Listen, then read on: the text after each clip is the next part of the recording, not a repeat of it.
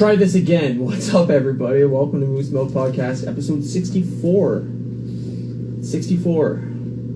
Hopefully this time it works. I was accidentally on my private Instagram, not Moose Milk.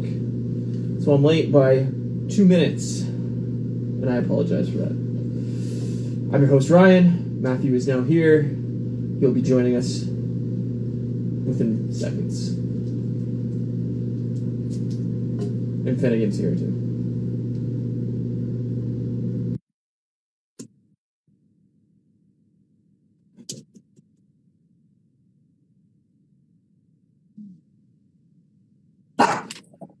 What up? How's it going? Seriously.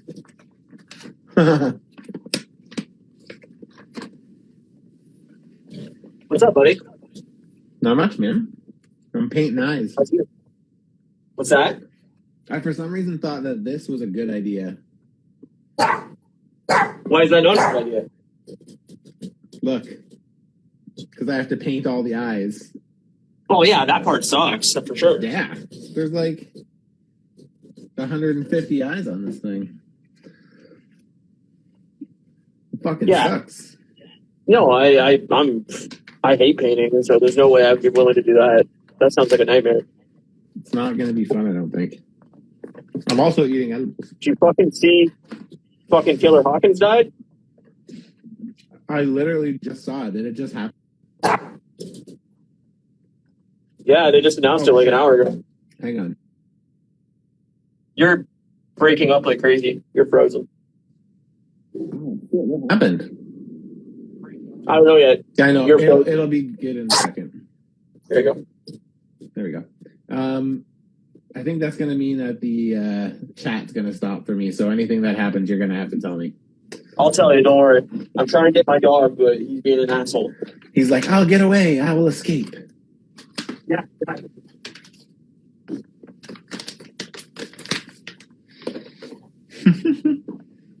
Did they say how it happened, right?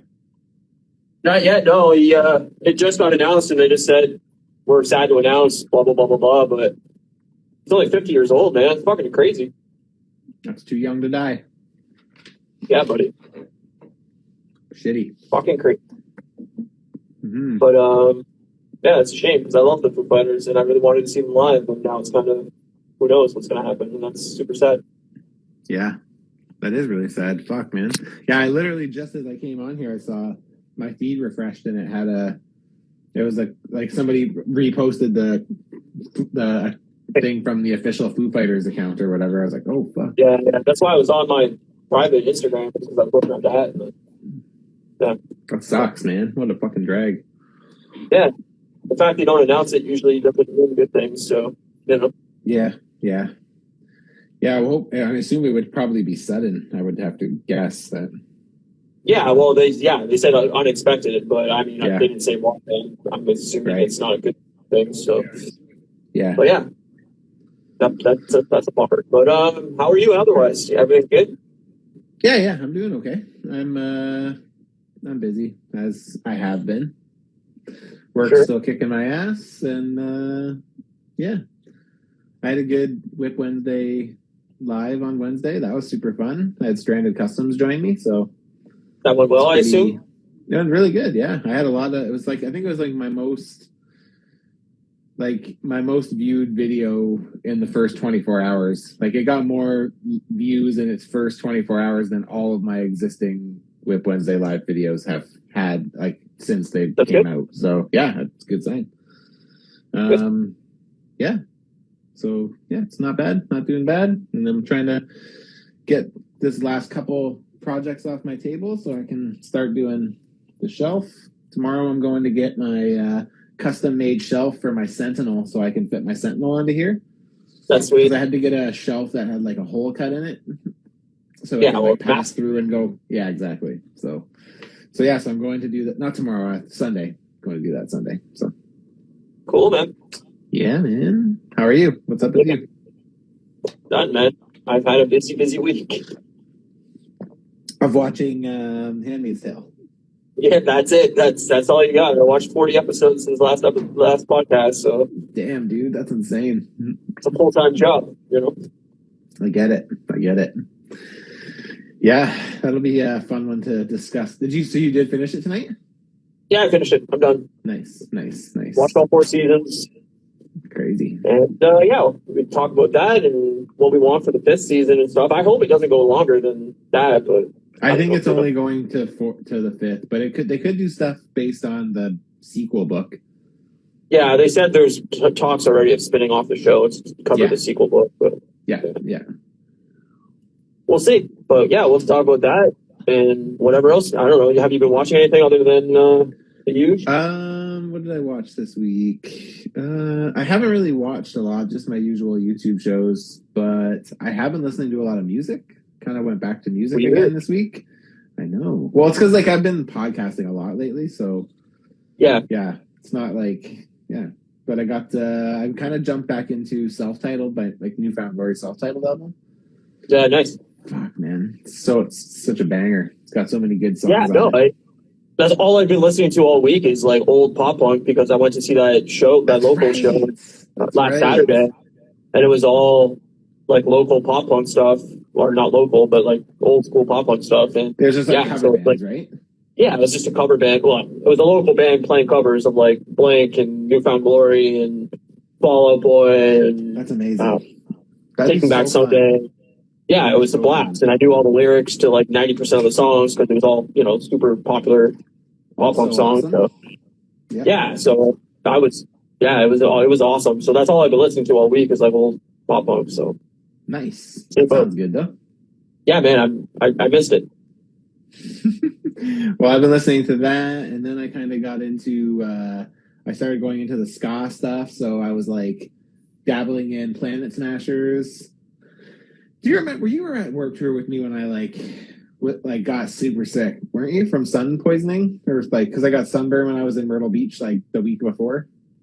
Was that you? No, I don't think so. Wasn't you. It was the one that was at Comerica Park. It was the really small one. It was like the first year they did it in Comerica, and it was like shitty. Like it was super tight, and the Planet Smashers actually took me into their tent and like there was like a water shortage, so like, and it was like I remember that. And like, I mean that's I don't remember you being sick though. No, I don't think it was you. I'm pretty sure it was. I went with Chris Hastings and Kate. I think, pretty sure. I think you started coming with me the year after. No, because I went to the last one that was at Silverdome. Yeah, I know, but this came after Silverdome. This was the first. No, I know, and then I went to the first one. Maybe I went 2 years in a row. I don't know. I don't remember, but I know that we went to the last one at Tiger Stadium together. That was when they opened it up and they had it more like in a better space. So I don't know. Okay, anyway, so it doesn't really matter. But yeah, I fell asleep in the sun in Myrtle Beach the week prior, and I got like 3rd-degree sunburn to the point where like I couldn't bend my legs. Like, so don't remember at all. When we drove home, like I had to keep my legs out to the side because like I couldn't sit in the back seat with my legs down because like I couldn't, like they were fucking disgusting. So the day after I got back from Myrtle Beach was Warped Tour, and it was stupid hot outside and it's humid and hot. And like I got super, super, super sick at Warped Tour. Like I was like throwing up. So the Planet Smashers actually brought me into their tent where they had this big fan, and they were like giving me water, and like they're like, "You need to drink this water, man. You're gonna like have a fucking like sunstroke." Yeah, and because I remember the one year I was there was a water shortage there too. They brought the fire department out to like spray down the crowd. That was the year after that, I think. Okay. Yeah. But yeah, it was brutal. I mean, it's always no. It's a bad time to do. That was the last year at Silverdome, I think. Yeah, because it was all cement and there was nowhere to hide from the sun, and there was no shelter at all. It was just there was no shade. Parking anyway. Yeah, but it was fun. Warped Tour was usually pretty fun. It was exhausting. It's a stupid time to have it. Don't have it in July, man, when it's like 600 degrees. I agree. Yeah, totally. Oh well, it's gone. I miss Warped Tour. I would love Warped Tour. Come back. Yeah, I do a Warped Tour. If they had a good Although I would do it. I don't think I could stand for 8 hours again. Me neither. I need to bring a chair. Yeah, me too. Excuse me. But yeah, no, I think pop punk's coming back hard, man. I think we're in for a reunion of all this stuff. Yeah, that sounds good to me. I'm good with that. But yeah, so I've been listening to Newfound Glory, and I was listening to Planet Smashers, and then I went back to Millencolin, and then I was like, yeah, it was good, man. I've been just like jamming out, and Bleachers is another one. It's the first album. I've been listening to that a lot too. It's really good. I got tickets for Bleachers. Did I tell you that? No, you didn't. Yeah, that's good. June. Yeah, man. Should be playing good. I think in London, but really? I didn't get tickets. He's really good at Bleachers. I saw him tour off the first album, and it was really good. That's gonna be fun, awesome. But yeah, he's good. He's just a good musician altogether. But yeah, they all are. Yeah. Yeah, but I'm interested to see how they play both the new album and the last album live, because there's a lot of like more interesting instruments and stuff like that. And I know how. Well, hopefully they actually play the instruments and it's not just pre-recorded bullshit. That's what I mean. I know how he is, so I feel like that it'll be like all played, and that'll be awesome. And then I really badly want to get Tom Segura's coming here, and like I so badly want to go. But I'm just like, the tickets are so expensive. Yeah, that's why I don't ever go to any comedy shows. $200. It's all comedy shows. They're all stupid expensive. I bought Bill Burr it's like an hour long. I bought Bill Burr tickets for like 100 and I think for two it was like 160. So I could tolerate that, but 200's a bit much to swallow. That's why I would go to Kreischer too. Bert Kreischer was here in January, and I skipped it because tickets were $106 a piece after tax and everything. Yeah, it's too much money. Like, I like him, but not $106. Not that much. That's too much. But that's like all the bands now too. It's like all the tickets are $100 plus, and I'm just like, nah, man, I'm good. Yeah, I'll skip it. You want to do? I'm trying to. Sure. Yeah, but the thing is like, you know, even Kate said tonight when we were eating our dinner, like, she's like, man, I really have noticed that like prices on food in particular have like really like, even I'm noticing it, and like she doesn't do the shopping, like I'm the one that does the shopping, so it's like it's like even she's starting to notice it, right? And it's like, yeah, man, like it's not stopping. Like we need to start watching our like how I'm not saying we have to stop spending, but like we need to like be more mindful, right? So it's like even with my collection and stuff, I have all these animated series X-Men that are all like cell shaded, these action figures. Yeah. And like, as much as I want them, they're like not like blowing my mind away. And because they're not coming out as like a full set, they're releasing like one at a time. Yeah. I'm having to pay shipping on each one. And it's like each one is costing me like $70 Canadian. And I'm like, I think that's too much. Like, I don't think I can justify that. No. So I'm like right on the edge of like getting ready to cancel my orders, because I'm just like, I really want them, but like I just don't like $70 want them. Like, I'll get Wolverine because he's my favorite and I can put him on my Wolverine shelf, but like, yeah, well, I mean, that's like what I keep saying, man, is like inflation and wages are, inflation keeps going up and wages are staying stagnant. Yeah, you're not gonna be able to afford anything. The housing prices in Windsor now are fucking ridiculous. Like, it's Toronto and Vancouver levels of pricing now. It's I mean, not quite obviously, but it's still really high. There. Yep. Yeah, and it's like, how is anybody under the age of 35 going to ever buy a house in the city anymore? It's impossible. That's how it is here too. If you don't have somebody helping you, you can't buy a house here. It's crazy. It's insane. Yeah, it's ridiculous. Like, I don't know how this is sustainable. And I mean, money's fake. Money's not real anyway. I don't understand why we're fucking fighting over money still. But whatever. Yeah. It's like, we'll just make some more. Yeah, exactly. That's what's hey, up, D, what up? So you are getting Boy Jason's here too. What's that? Yeah, you're getting the comments, so that's good. I am getting comments, yeah. Nike Boy's here too, that's great. I don't know what I was gonna say.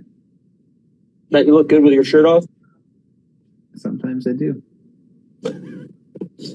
I wanted to, before we get into Handmaid, so I wanted to talk N64 because it's episode 64, and I think that'd be fun. N64. Oh man, I loved N64. I don't know if it was I think it was my second favorite. I don't know. It's hard to rank the Nintendo consoles. I like Super Nintendo is my favorite. It never won't be. I love GameCube too. Like GameCube was my system, but I was out of video games at GameCube, or like pretty close to out of yeah. So we're gonna talk N64 right now, Hustle, and then we're gonna jump into Handmaid's Tale season 1 to 4. So if you haven't watched Handmaid's Tale, we will dive into some spoilers on that. But yes, Nintendo 64. Yeah, I mean, I remember. Like, do you remember the first time you saw N64 graphics? I do. I was like blown away. My mind was like jumped out of my skull. I knew I had a kid in my grade school that got it the day it came out from his parents, and we went over there. We saw Mario 64, and I was like, "Graphics will never get better than this. This is the most insane shit I've ever seen. This is the pinnacle." Like, yeah, like this is insane. Mario is climbing a tree. Like this is wild. Well, the thing that was a new piece for it was that you weren't so limited to where you could go. Like it was more like it was open world 3D kind of, right? So you could like it had the ability to be like this whole realm that you could explore, and nothing was off limits. And I remember seeing that game, and I was like, "This is the pinnacle of gaming." And then he also got, I think it was like Wayne Gretzky 3D hockey or something like that. And then he got GoldenEye, and like GoldenEye was like, oh man, GoldenEye was amazing. Oh, and Mario Kart. Mario Kart was in there too. Mario Kart. Honestly, Mario Party too. I really like Mario Party a lot too. Yeah, those are like the main 3 games I played was Mario Party, Mario Kart, and fucking GoldenEye. But yeah, I was obsessed with Mario Kart, and I was obsessed with GoldenEye. Like I wish there was still like a way to go back and see how many hours I put into those games, because my God. Stupid amount, yeah. I like Star Fox a lot too. Yeah, Star Fox was dope. But like I can't believe how like that was 1996, and not even 20 years later, it's like those games look like fucking garbage. Terrible. Like they're almost unplayable. Yeah, totally. What? Yeah. Yeah, I know. I hear you. I did like my N64 though, man, and I really liked when they did all the controllers in the different colors. It's like everybody could have a color, so it was like I love that. Did you have a color? Controller sucked. I didn't mind the controller. It was fine. You got used to it. The D-pad was like, or the controller stick was like the most. It hurt your thumb so fucking much. Yeah. It did hurt your thumb. I agree. Did you ever? Did you ever play any like the wrestling games? Those were really fun too. Like WCW Nitro, I think, and eventually when they did the WWF version of THQ's one or whatever, I was like, I love that like system. Like, I love that. Was it WCW versus NWO or something like that? Yes, WCW versus NWO, and Monday Nitro or whatever I think was the first one. But those 64 wrestling games were awesome. Yeah, they sure were. They're awesome games, man. So we were more. I was definitely more of a Super Nintendo was pretty hard to beat for me, because it's like that's what I really liked, and I liked Sega too, but like Super Nintendo. I never had a Super Nintendo, so no. I got Genesis instead. I got one as a gift, and then like I remember there was a time where like every time I had money, I would be buying games. It's like I stopped buying toys and started buying games. I had like so many Super Nintendo games. It was crazy. I wish you still did. I wish you would have got rid of them. Yeah, I'm really bad for that. But there's so many things I wish I wouldn't have sold that I collected that like. But it's just like that's how I started my next collections. That's how I always started, right? Yeah, a lot of kids did, man. It's like you had to sell the last thing to get the new thing. Yep. I had a friend that sold. I think it was Nintendo 64. He sold all his N64 stuff to get a PlayStation 2, maybe. Yep. And he regretted it immediately. He was like, "Oh, that sucked." It's a bummer. I sold my Legos. That's one of the ones I regret selling. Legos. I regret selling my Toy Biz Marvel stuff, like all my 5-inch stuff from the 90s for sure. Kids are never going to understand the difficulty of like knowing about video games in the mid 90s. Like you didn't have the internet really. You didn't know what was good and what was bad. Nintendo and like Power and Game. What was it called? Game Pro. GamePro. GamePro? Yeah. Magazines? Like- Both really cool. You didn't have the ability to know whether a game was good or bad before you bought it. So you were going to the rental store, but buying a game completely on the cover and hoping that it was good. Yep.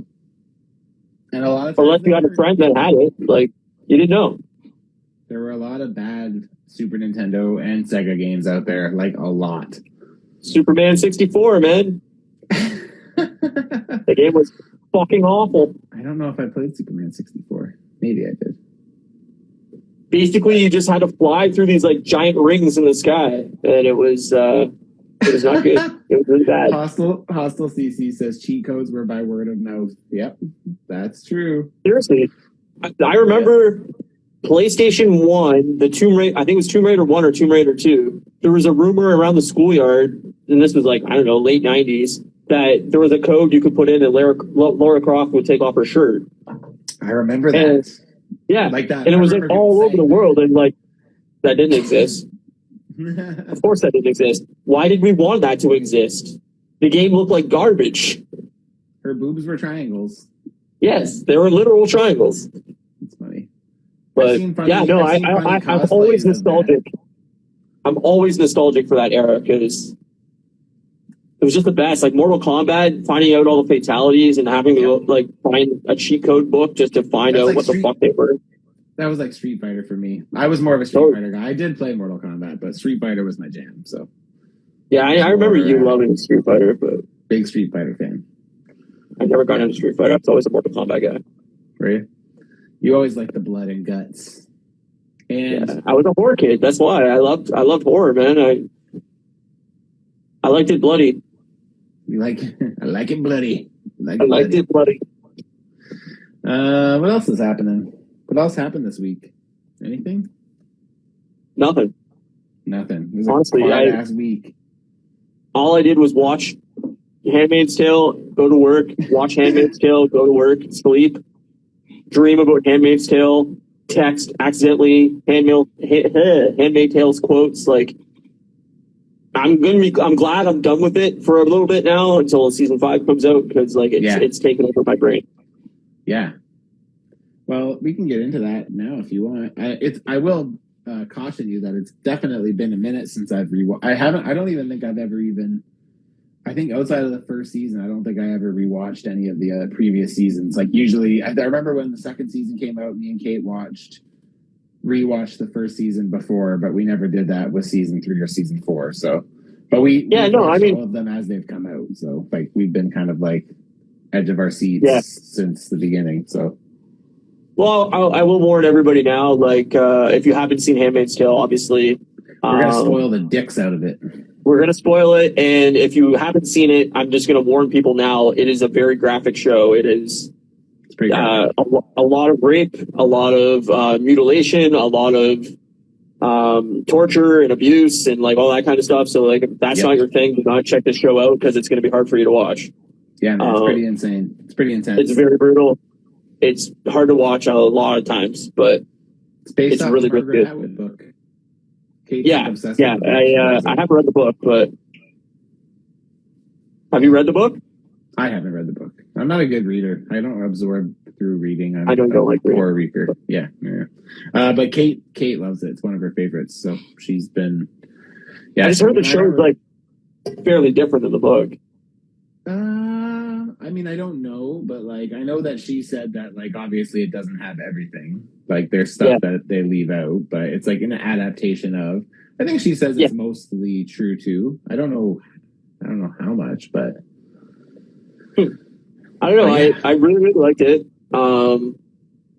I think there's problems with it. It's not a perfect show, but that's fair. It's really, really good. Like it's really well acted. It's really well written. I think all the actors in it like do a phenomenal job of like making you like or hate their characters. Like really, really good. What is it about?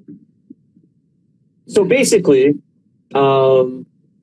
it's in like a kind of it's present, but it's not really. You don't really know what year it is, I guess, in the show. But especially at the beginning, you start being like, "Is this like fucking like 18?" Like 40 or something like that. Like and I guess technically it's set in present day, like 2017 when the first season starts, but it seems like either a distant past or a far-flung future. But basically, the highly religious right of the United States has basically come up with a scheme to destroy the United States and take it over, basically.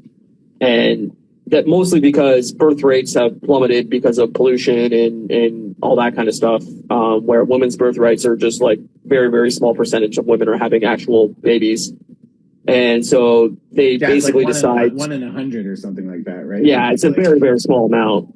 So basically because of population decline, they want to create like a new civilization where basically any woman that's able to have children is enslaved to basically only have children. They're there basically just to be pregnant, have a baby, and get pregnant again, have a baby, so on and so forth, to repopulate the earth. But so they create this new country called Gilead, which is basically all of the United States except Hawaii and Alaska still exist as part of the United States, but those are the only 2 states that still are part of the United States.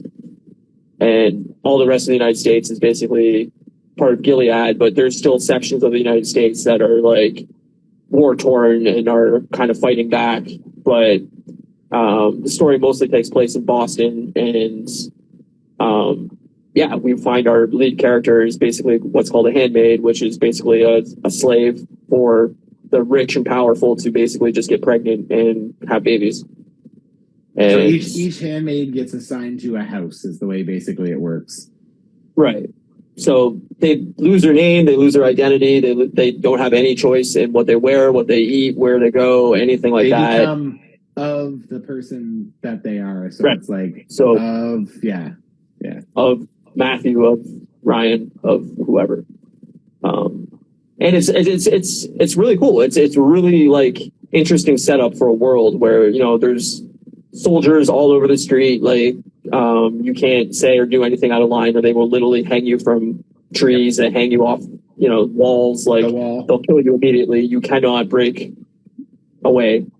And they strip even the women of the generals, which are like the high commanders or whatever. Like, they lose all their rights. So like, they're not allowed to read. They're not allowed to, like, it kind of goes like old school, right? They like keep the house and like, and then like they're there to be with their husband. That's basically it. But all these rich and powerful women can't basically have their own babies. They're all,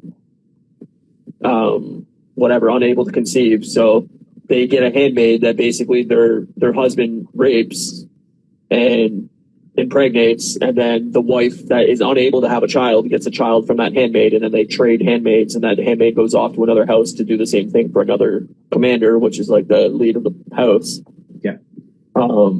But like, they all have like very highly religious terms of like, I can't even think of off the top of my head right now, but like, when they say like, blessed be the fruit and stuff like that. Blessed be the fruit and praise be, and like they have certain like call and responses that they have to.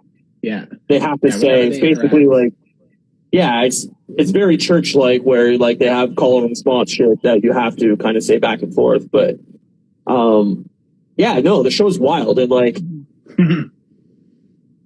the first season, I really didn't know how far it could go, like where it was going, how long it could go for, and that was my biggest problem.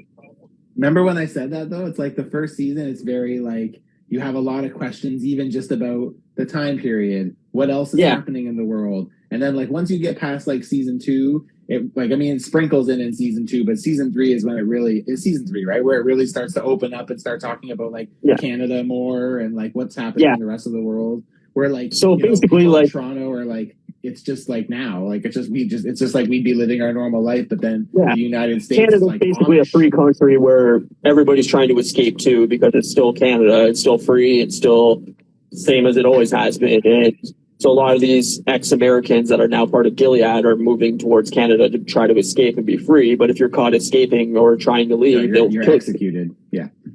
Or they'll cut off parts of your body, or cut out your tongue, like all kinds of shit. Or they like circumcise the women so that way they can't enjoy sex. So it's like there's one character who like, she's like kind of like, enjoys sex and tries to like have sex with different people and stuff like that, and they like basically like cut off her clit and like it's like, yeah, you can't, you don't enjoy this anymore. You're just a baby machine. Like, yeah, exactly. You can't. There's no gay rights. You can't be gay. They call it gender trading. So anybody that's gay is automatically killed. Yeah, it's kind of like you can't read as a. It's kind of like what they're pushing for in the U.S. in the southern states right now. Right now, yeah. Well, they're getting rid of abortion. They're getting rid of women's rights, and now they're talking about trying to push against integrated marriages. Like, what the fuck, man? What are we in fucking Gilead? Like, that's what it's really. Yeah. 1655 apparently again. What's that? Yes, no, that's right, and that's the scariest part of the show for me is like I can see elements of the show that is actually taking place in modern day, and it's terrifying. Just the rising of the far right, even in just politics right now, and how they want control in certain aspects of things, and I just the whole time I'm watching the show, I'm like, I could see this happening. Like, totally. It's not that far away. It's funny because when we first started watching this, I used to be like, man, this is so crazy. And Kate, we used to say then, when it first came out, she would say, we're not that far off of this. Like, they're really not that far, especially with Trump being where he is. It's not really, we're not that far off of this. And then now, fast forward like 5 years later, and it's like, like we're literally like walking that line in some areas. That's where it's like, if you're not a white man, you pretty much are stricken of so many of your basic human rights. Like, it's pretty fucked up. Yeah, no, and I mean, on top of that, like any of these handmaids that were married or had children before Gilead came about, they lose their husbands, they lose their kids. Yeah, they send all their kids to other people, and the generals get to have other people's kids. And so basically, our main character, who's Elizabeth Moss, her name's June, but she goes by Offred at the beginning of the show. Basically searching for her daughter and her husband the entire show, and wants her to get reunited with her daughter for the most part. But that's the main story of the show, is her trying to find her daughter. But a lot of things evolve from that kind of spiral out of control. But the problem, I think, with the show is it's already gone on too long. Like, I think this would have been a perfect, 3 or 4 season show. It's fair. Well, it seems like season 4 has kind of abandoned like where we started. Like, now it's more of a political play because, I mean, spoiler, we already said spoilers, but like when we get to season 4, we've escaped from Gilead. We're dealing with the main commander, who was June, Elizabeth Moss's character, who was their commander, who she gave a baby to, gave a baby to, basically. Like, she's the wife is trying to get away from the husband, and then they bring him to Canada and they arrest him, and it's like, it's this big huge thing. So at the very last season, we spend a lot more, we don't really spend as much time in Gilead because we're out of Gilead, and now we're focused on what's coming next, right? And I feel like I agree with what you're saying. Like, if you just would have left it in Gilead, like, it could have been it could have been a cool way to wrap that up, right? I'm glad she got out. And that was my main problem with the show, is the end of season 2. This is the big season 2 cliffhanger, is basically she's had a daughter for her commander, and his name's Commander Waterford. And she's basically had a baby for them, and she has a chance to escape, and instead of escaping, she hands her baby off and stays there to try to find her first daughter. And at that point, I was like, that's the stupidest fucking thing I've ever seen. Like, I was furious. Because I was like... Yeah, but you're not a parent, so you don't know what that's like. It's not that parent aspect. I'm like, you could leave and be safe, and then try to find a way to find your daughter from Canada. Like, at least then, you don't have the problem of you might die any day, and then your daughter's stuck there for good, probably. At least if you're safe, there's a chance that you can find her and rescue her some way or another. And that was the part that bothered me. And then we get to the season 4, and that's exactly what happens anyway. She leaves without her daughter anyway. So I'm like, yes, she does. Okay, you did nothing then. A season and a half was you just getting tortured for nothing. But I mean, I guess, but But well, the season 3 when she like gets all those kids out on the plane. Yep, that's crazy. It was amazing. Like I was crying. I was like, oh, this is super moving. Like, but again, I was just like, why isn't she getting on this fucking plane? Like, come on, get out of this place. And now we're finally at a point where she's free, but she's not free because she's so fucked up from the trauma she's endured for the last 4 seasons. And I think that's the most interesting part of the show, really, is like the show is not really about religion or politics. It's more about trauma and how people deal with trauma and the differences in mental states and how people deal with it. And I don't know, that's the part I find interesting. Me too.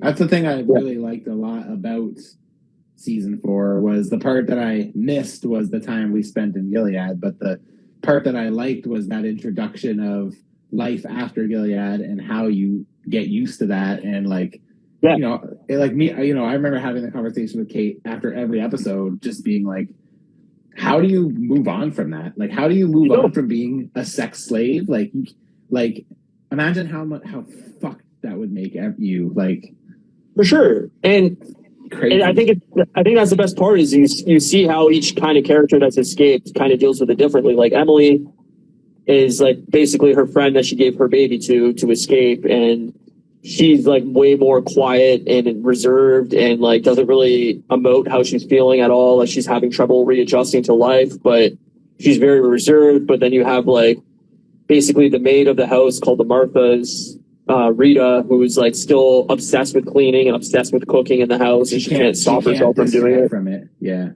she can't disconnect with it. And then you have basically like June, who's just so stuck on getting revenge any way possible and killing and murdering people that have wronged her. It's like she can't break out of that. She can't. Bitch at the end. Oh yeah, like in season 4, she's a fucking bad motherfucker. But she's also past the point of redemption in a way. Like you almost don't like who she's become, and as much as like you're proud of her being able to overcome certain things in the show, like it's also like a bad guy, right? Like she kind of she's almost a villain now. Where she's been forced into that role. Yeah, she's no longer like doing the right thing at any given time. She's just out to murder people because she's just like, fuck this, like I'm done. And yeah, it's sad to see like that character arc where she, you know, slowly rises up to become the hero, and then now she's just on the decline of becoming a villain herself. And interesting. It's interesting. It's a really cool dynamic of the show. Yeah, I really liked it. I think each season had their like things that I liked about it. I remember season 2. I think it was near the end. It may even have been the season 2 cliffhanger when they like bombed that big meeting with all the leaders and stuff like that, and all the handmaids are in it and they're trying to run out. Man, yeah, the handmaid runs in with a bomb vest. A bomb. Yeah. Man. Imagine though, but it's like it's crazy because that's the world they're living in. Those girls would rather just blow themselves up than have to continue living in that. Yeah, like, totally. Crazy, man. It's so fucked up. Yeah. I really like Boss's character is really awesome. I love Mrs. Waterford. I mean, I think Waterford. What's that? Yvonne Strahovski or whatever her name is she's awesome as she's so good though. She's from Dexter. I know her from Dexter. Oh, okay. Like that scene where like they cut off her finger because she read, right? I think it's because she read. Yeah. And she read with an intention of something. Like she was doing it for the good of Gilead, but they still... She's reading from the Bible. Right. She was in a parliamentary meeting to try to get women's rights a little more, but like back to at least having somewhat of women's rights. And she started reading a passage from the Bible. What's that, sorry?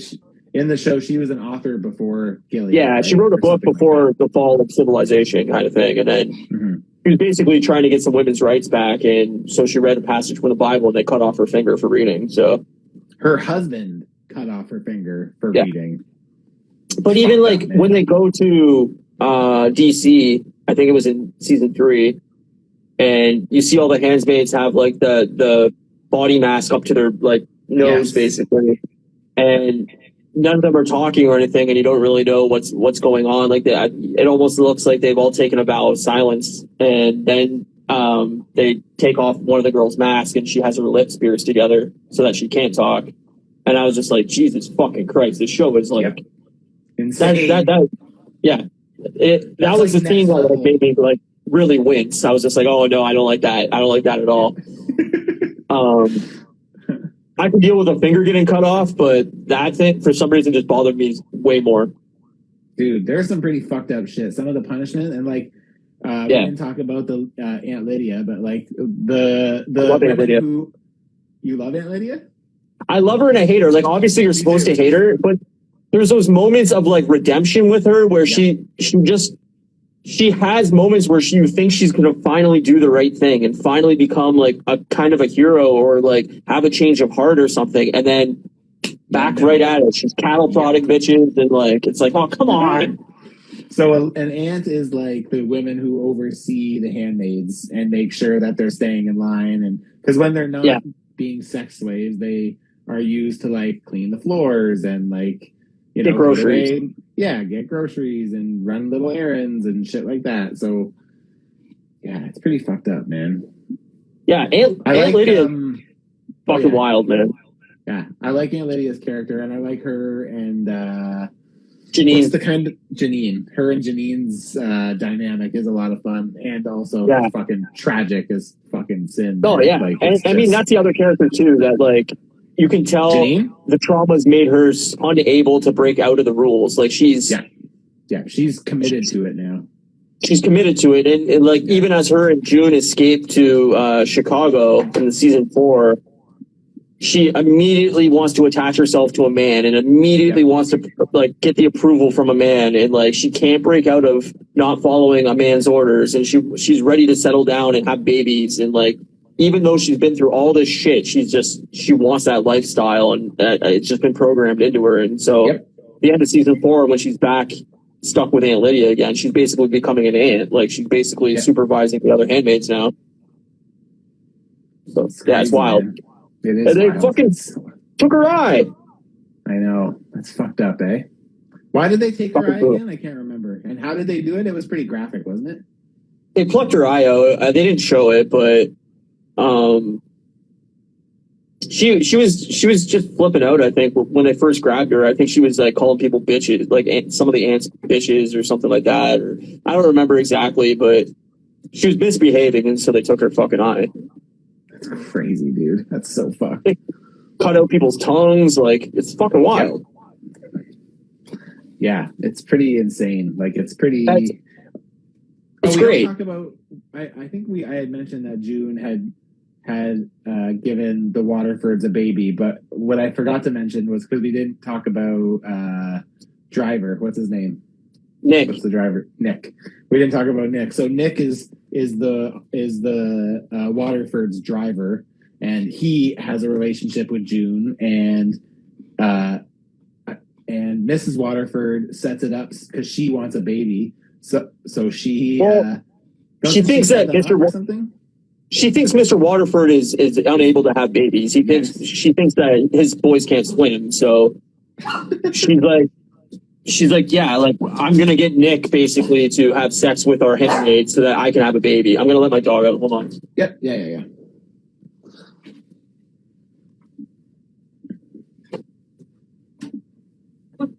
So for anyone who's listening and you haven't seen The Handmaid's Tale and you're letting us ruin it, you should still watch it because it's pretty insane to see it all play out. It's wild, man. So wild. And I like the aesthetic of how the handmaids look with the red cloaks and the white thing over the head, and it's just like it's cool, man. It's like post-apocalyptic, but like doesn't feel like future-y in any way. Like it's very like grounded set now. But yeah, man, it's I'm trying to think of some of the other crazy shit that happens in that. There's so many things. It's just like the Jezebels and how these like righteous right people that are all about marriage and sin and all this stuff have a brothel that's at a hotel basically in like the downtown area of Boston that all these commanders can go to and basically do whatever they want with like they're basically prostitutes. Like they can have sex with them, they can abuse them, they can kill them. There's no repercussions. They're doing it outside of their marriage. Most of their wives know of the existence of it, but like basically turn a blind eye to it. And yeah, so again, Waterford constantly takes June out. Well, I think 2 or 3 times, takes her to this basically a brothel and outside of his marriage, and is sleeping with her there. And this is kind of June's doing in a way, because she's trying to manipulate and get the favor of Mr. Waterford, so that she doesn't get beaten and all kinds of stuff. But yeah, trying to play him to her advantage.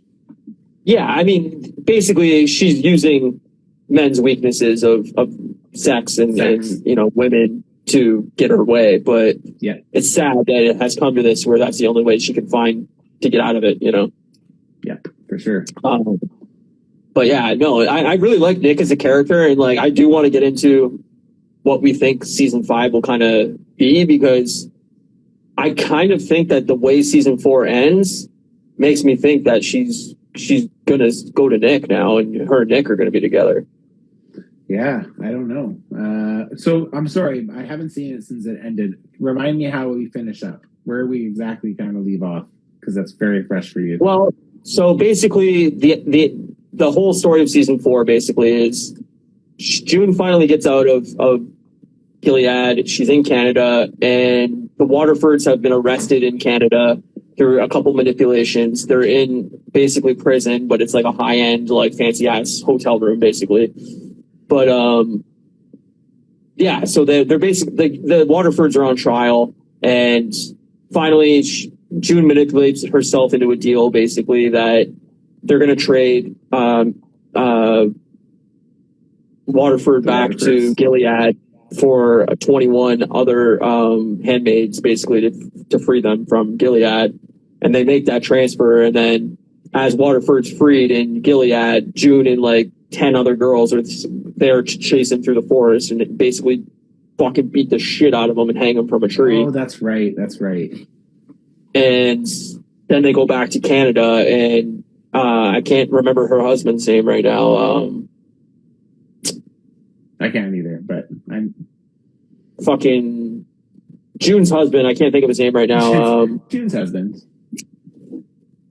I'm not going to remember. So Luke. Luke's like looking at her as she's holding their baby, and she's like still covered in blood from killing this dude, and he's kind of just like crying and shaking his head. And she's like, "Yeah, I know. I'm going to leave in a few minutes," and it kind of ends.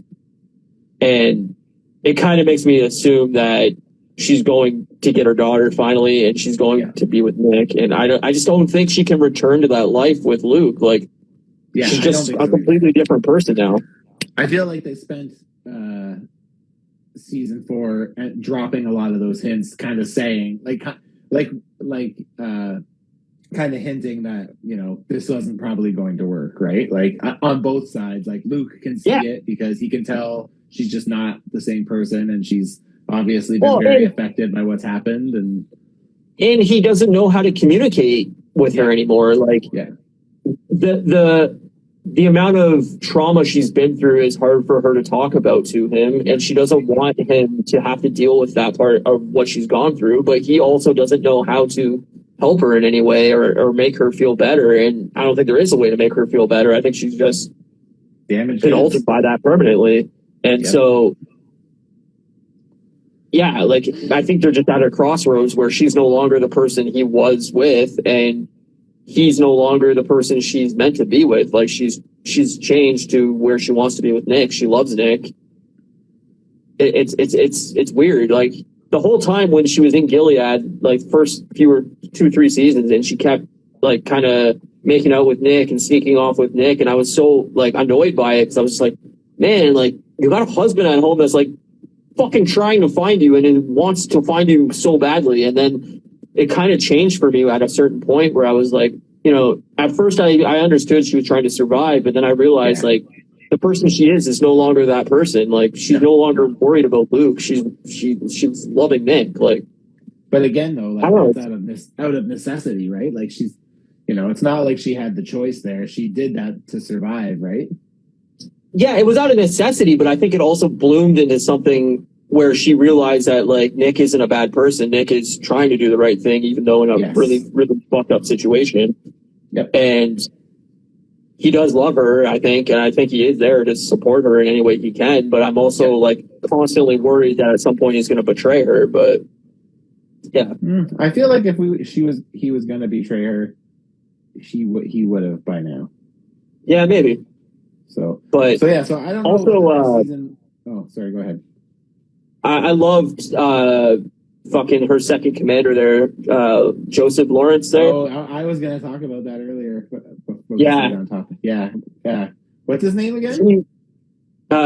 His commander Joseph. She became up Joseph, and then he was like really like, I don't know. It's hard to explain him because like every other household is very like basic. Like there's no television, there's no like news, there's no anything. Like it's very like back to basics. Like you're making bread, you're fucking. It's like Amish. You know, yeah, almost Amish. Like and this guy, her second commander, is basically got a house that's full of like old art that he took from museums as the world ended, and like has still music playing and a record player and you know, all this like stuff in his house, books and reading material, and she's kind of like awestruck by it, but we slowly find out that he's basically like he's kind of rogue.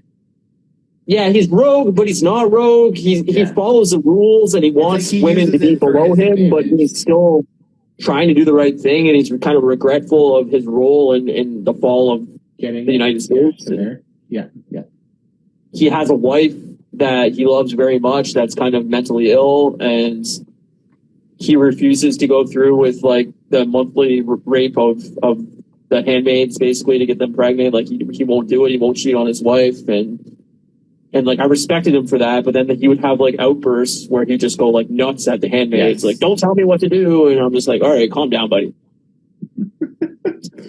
But old white guy in it. Yeah, but he's really, really like I love the character. I thought he was awesome. Me too. Yeah, me too. Yeah. I liked him a lot too. And his role as it moved on too was cool to see his character like rise up to power again after he dropped. Because once all the handmaids escape, he kind of like loses a bit of his credibility, right? That's what happens, right? Yeah, well, they blame him because June was responsible for the handmaids escaping, and June was his handmaid. Yeah. So, he gets kind of blamed. It gets like kind of falling out for that, and then June basically, his wife commits suicide, but June catches her before she's completely gone and could probably have saved her, and she decides not to, so that she can kind of get more in with the commander. Right. And it's just the evolution of June where she's now killed or indirectly killed like 25 people, but right. Yeah. But now she's like survival mode. She's like, it's less about, she's just trying to stay alive at this point. Whatever it takes, it doesn't really matter. But she also likes it. Yes. Oh, yeah. I know. Her character starts to enjoy it. You can see it. She like starts smiling and like, like crazy shit's happening. She's like, you can see she's like getting off on it, right? Like it's. Yeah. She likes manipulating people into doing what she wants done. She likes seeing people in pain. Like she becomes the villain. Yeah. It's wild. It is. It's fucking nuts, man. It's so crazy. I hope that season's the last season. I really do. Season 5? Yeah, I really think it needs to end. I think. So I think she has to go obviously back to get Hannah. Yeah. That has to be like the main story arc of season 5. I have a feeling she's going to go sneak back into Gilead to see Nick, and she's going to get a lead on where Hannah is and go. Yeah. But I don't know, like, does she survive? Does she get Hannah out? And I don't know. And like, I have a feeling like Nick or Luke have to die at some point here. Right. I can't remember who. I remember Kate told me at the end of season 4, like what the sequel book is about. Yeah. And it's basically like, I won't like say much, but like, it's basically her baby, like her and Nick's baby's story is basically. Is it like, a lot to do with Aunt Lydia too? I don't know if it's Aunt Lydia or not, or if it's another aunt, but yeah, I can't remember. I swear I read a small little synopsis of like the second book, and I swear it said, June's daughter's like older, but still dealing with Aunt Lydia or something like that. But I could be wrong. I don't know. Maybe. So, yeah, it's I don't know. Like honestly, like it'll be cool I'm curious to see what happens with Mrs. Waterford now. I'm curious to see. I would love to ultimately see like the fall of Gilead, but I don't know if that's what ultimately happens. I don't know, like if in that future story, if that Gilead's still a thing. It probably is if there's ants and stuff still involved. So. Well, I think at some point you're going to see a world war too. Like it seems like Canada's about to go to war with Gilead, and I think that could be kind of the future setup, or maybe like the sequel book. Maybe that takes place, 15 years later because there's a war in between, and that's not going to be part of the story, or like I don't know, but It just seems like the tensions are slowly building up between the countries that like it's going to blow at some point. Yeah, true. But yeah, I really liked it. I mean, the fact I watched the entire series in 8 days tells you how much I liked it. Like I told you, when I really like a show, I fucking binge the shit out of it, and like that's how I like to watch shows, and that's what I mean. Is like I watch 40 hours of a show in a week. So that's hilarious. That's why I hate week to week, because that's not how I like to watch shows. I hate getting an hour than having to wait a week.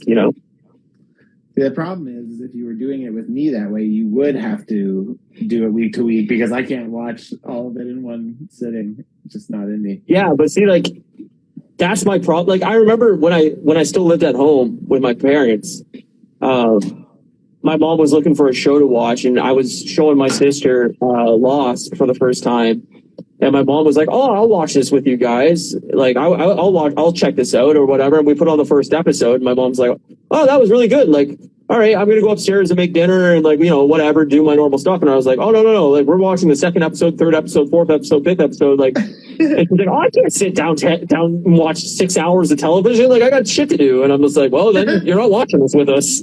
Yep. Then you're out, Mom. Because, sorry, that's how me and my sister watched it. It's like we binge. So, yeah. That's funny. Yeah. I do for some stuff. Like I did for like some of those Netflix Marvel shows. Like I think I did for all the Daredevil seasons, and I think I tried to with Luke Cage, and with Iron Fist. But I was like, Nick Cage. Buddy. Yeah. Yeah, I don't know. I just prefer, I mean, I like both, but well, it's nice to not have to wait, but I mean, I don't generally watch like a whole thing at once. But we have a very different lifestyle, right? Like I'm a single guy that I can do whatever I want whenever I want. You have a wife at home, you have a job, like you have a busy life where you're not allowed to, you're not allowed, but you're not able to sit down and watch 5 hours of a television show in a row. Like you have shit to do. You have real adult shit to do. I'm a 20-year-old in a 37-year-old's body. Like, Well, I am too, but it's funny because Kate like said, I was like, oh, Ryan basically watched like 48 hours of Handmaid's Tale in like 10 days. And she's like, how? And I'm like, well, he works midnights, and it's just him. He doesn't have like a partner or anything, so it's not like he has to like, he can just like dedicate to it, and that's it, right? She's like, oh yeah, I guess. So yeah. Yeah, I watched like 6 episodes a day. Like I basically would work. I'd come home. I'd watch 3 episodes. I'd go to bed. I'd get up. I'd watch 3 episodes, and I'd go to work. It's funny. What else are you gonna do? All your home time is Handmaid's Tale. Yeah, buddy. Now I'm glad. Now I'm done. I got a little bit of free time. We got Moon Knight coming out on Wednesday, so that would be cool. And I don't really want to spoil it, but I'm going to.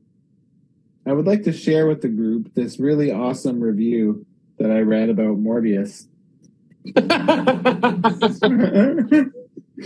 Yeah, please do. It's from Escape Film Club, at Escape Film Club, and it says, Morbius proves that no matter how many famous faces or shiny visuals you squeeze in, Sony will always find a way to impressively misunderstand basic storytelling. Can't wait. And then I was like, Ryan messaged me and he's like, oh yeah, don't forget to get your tickets for Morbius. And I was like, right, thank you. So I go and I look at the thing for tickets, and it's just me. There's no one else has booked any seats. So I'm like, Yeah, it's going to be a good one. I mean, when I went to go get Batman tickets, it was like, I think a week and a half before, and the fucking theater was almost completely sold out. The other theater was sold out. There was another theater that was almost sold out. And then I look at Morbius tickets, and there was 10 seats taken, and the rest of the theater was empty. And I was like, hey, this is going to be a big one. Yeah, it's not looking good. No, it's not looking good. And apparently there's something crazy about the after credit scenes that are like insanely stupid. Everyone's like saying how horrible it is. Like one of the other reviews I read, they said, well, Morbius is about as bad as you were expecting. A 2005 plot collides with visually confusing CGI to create a bit of a snooze fest. But don't worry, they've saved the worst for last, featuring some of the worst post-credit scenes you've ever seen. Sony are off their rocker.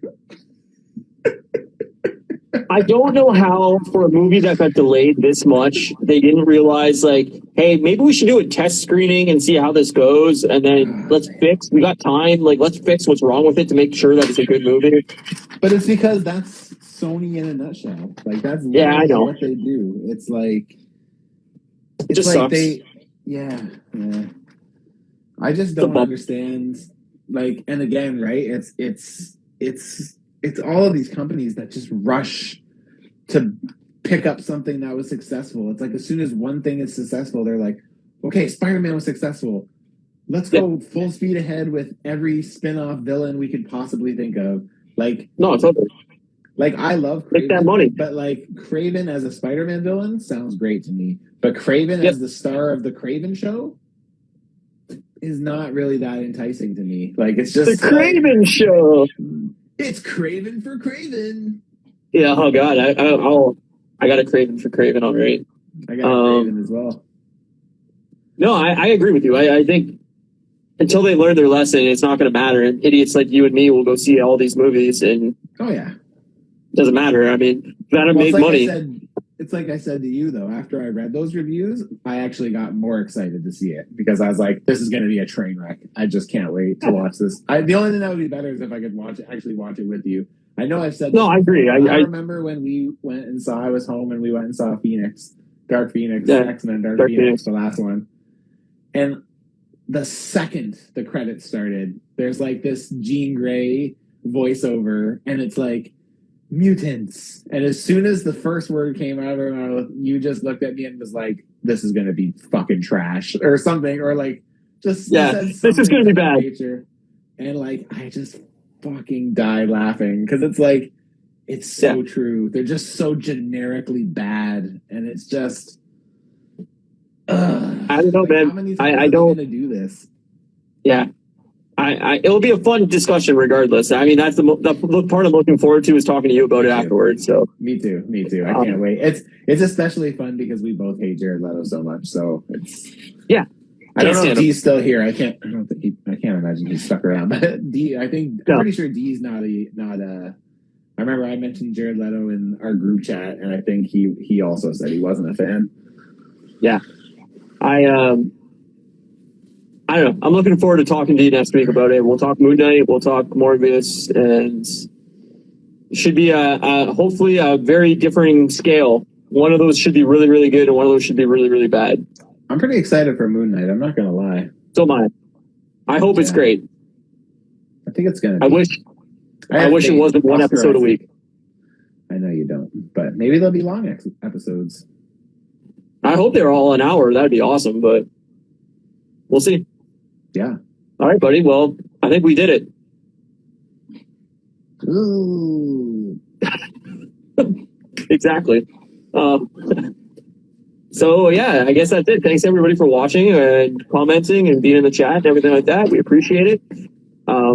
If you haven't already, I want you to go over to Matt's YouTube channel and give him a follow because he's doing some awesome stuff there every Wednesday live. Do that. And posting some good videos over there too, so go check that out. You can follow Matt at Customs by Matthew on Instagram and me at Moose Milk Media.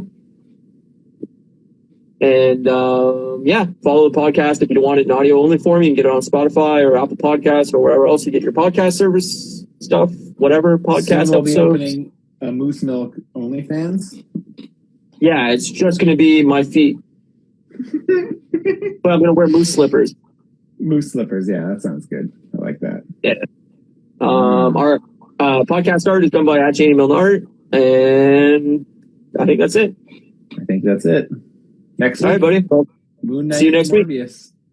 hell yeah. That should be a good one. One's sweet and one is dog shit. You be the judge. Well, hopefully, anyway. Hopefully they're both great.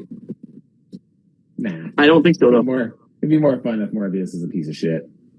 Yeah, I agree. All right, buddy. Thanks. Okay, buddy. Talk to you soon.